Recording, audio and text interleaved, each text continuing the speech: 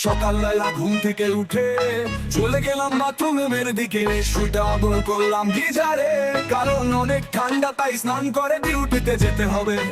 তারপরে জলটা গরম হতে হতে একটু ড্যান্স করে নিলাম। তারপর চটপট জল ঢেলে দিলাম শরীরের মধ্যে।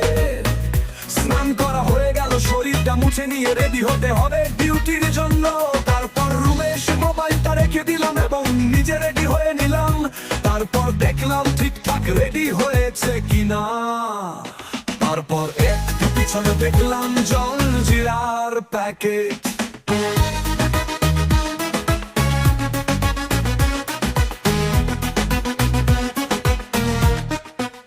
তারপর একটু নজরে গেল রাহুলের দিকে, রাহুল রেডি হচ্ছে। তারপর দেখলাম দাদা, ও চটপট রেডি হয়ে বাদাম খাচ্ছে।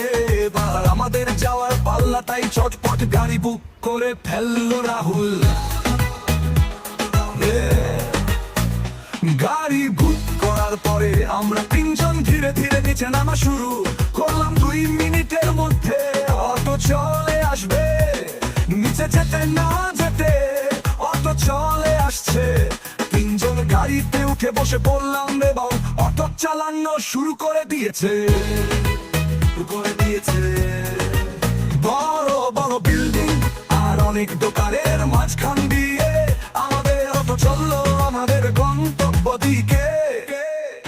তারপর একটু নজর পড়লো একটা মন্দিরের দিকে এবং পাশে রয়েছে অনেক দোকানপাট। মন্দির একটু প্রণাম করে নিলাম। এই দোকানগুলো সব সবজির দোকান। সকালে গাড়ি নিয়ে আসে এবং রাতে চলে যায়।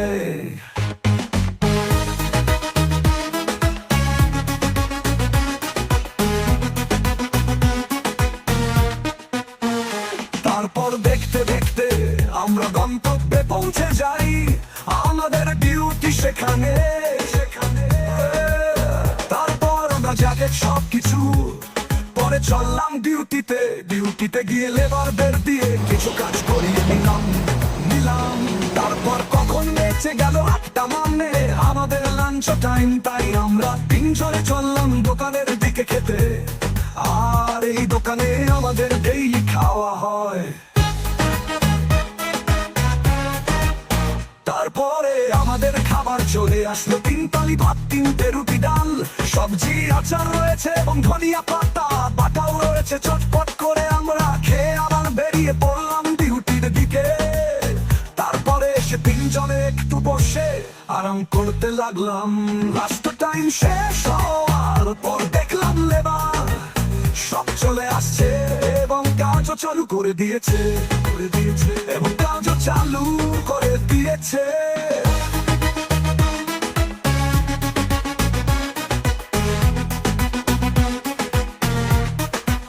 এবং আমি চলে গেলাম, লিভারের কাছে চালু করে দিয়েছে।